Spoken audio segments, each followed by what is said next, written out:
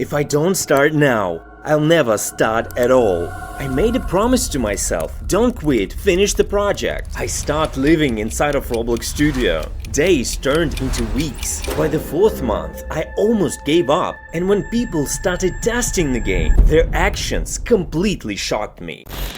Do you know that feeling? When you want to create something but have no idea where to start. I wanted to make a horror game that was actually scary but also fun, with more movement, energy and action. And then it hit me. What if horror but with memes? But not next bots. I wanted the memes to feel alive, with their unique powers. And the perfect place for it wasn't just a regular school, but an abandoned school from the 19th century. I called the game Meme Horror School. And this is where the nightmare begins. That's when I started planning. Gameplay, lobby and school map, NPCs, personality and ability.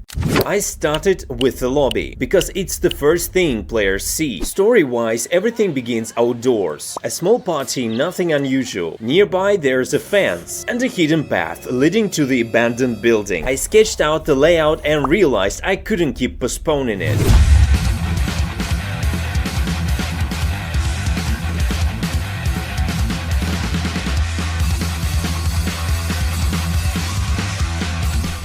The lobby was done. Since the theme is a school, players get backpacks. I really liked how they turned out. I made sure they worked with different avatars and skins. I always wanted the lobby to be more than just a waiting area. A place where you can run around and just have fun. So I hid a few Easter eggs and secret spots. Jump in and see for yourself. The lobby was done. Now it was time for the main location.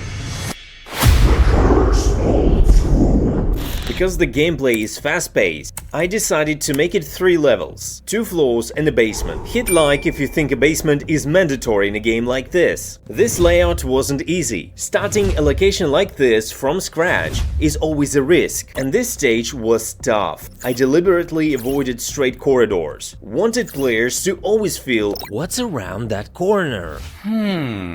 The map had to be fun to explore and still give you a chance to escape even in a bad situation. After the layout, I moved to blockout to test scale and distances. Then came a huge amount of work. Long, complicated and a lot of revisions. It was important to keep that old school atmosphere, but also add subtle signs of recent life, like students were here recently. In the basement, I wanted to build tension with fog, but something was missing, so I added a thin white floor layer above. I thought it would enhance the fog effect. Yeah, that's better. Now it feels mysterious. The atmosphere was ready, but I didn't want to make just another horror game where you hide and wait. I stopped thinking about fear and started thinking about fun. I wanted fear to push you forward, not freeze you in place.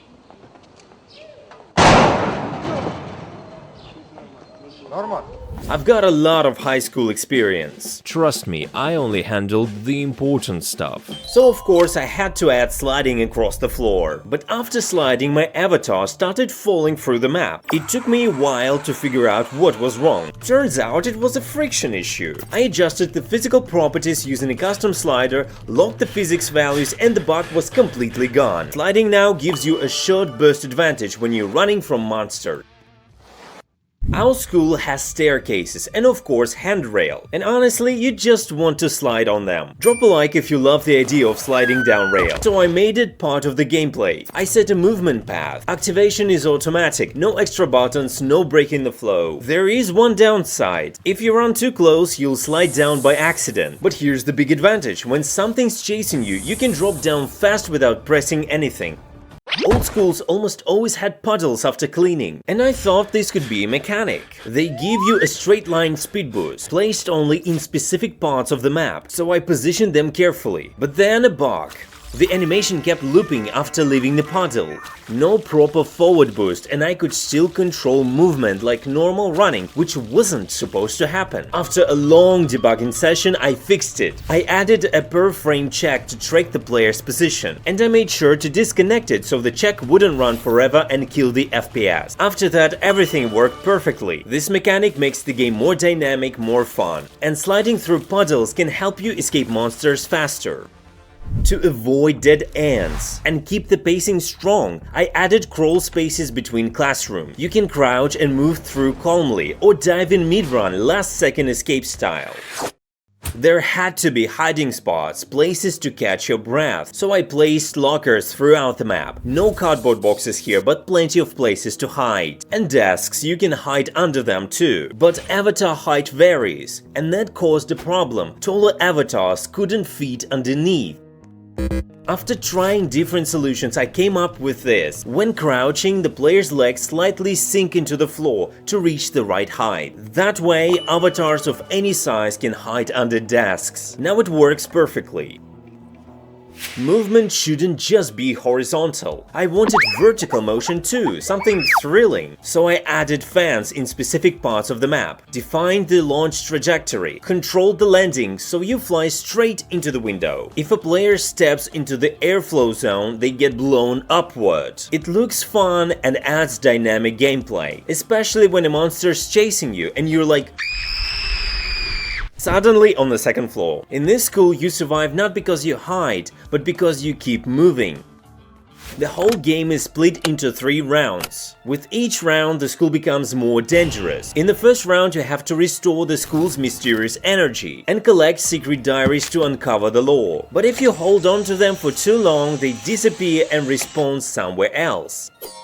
In the second round, you need to find fire extinguishers and put out the fire block in the door. But if you sprint or crouch, you'll drop it. In the third round, you must collect all the keys and unlock the door. You can carry only 1 key in each hand, and when the final key is placed, the path opens, and behind it a secret location. This is where the testers really surprised me. Instead of running around the stairs with the extinguisher, they found a way to drag it through a crawl space. That wasn't intended, but it was too cool to remove, so I kept that trick in the game. I love it when players find their own solution. That's when you know the game has started living on its own. They say underrated games are often better than the popular ones. What do you think? But for now, the game is fully finished. If you want to support me and the project, just jump in and see if you can survive this school. Meme Horror School, link in the channel description, and drop a like if you enjoyed this video. In the next part, I'll talk about the monsters, how I designed their personalities and their powers, and why each one hunts differently. It turned out to be harder to implement than I expected.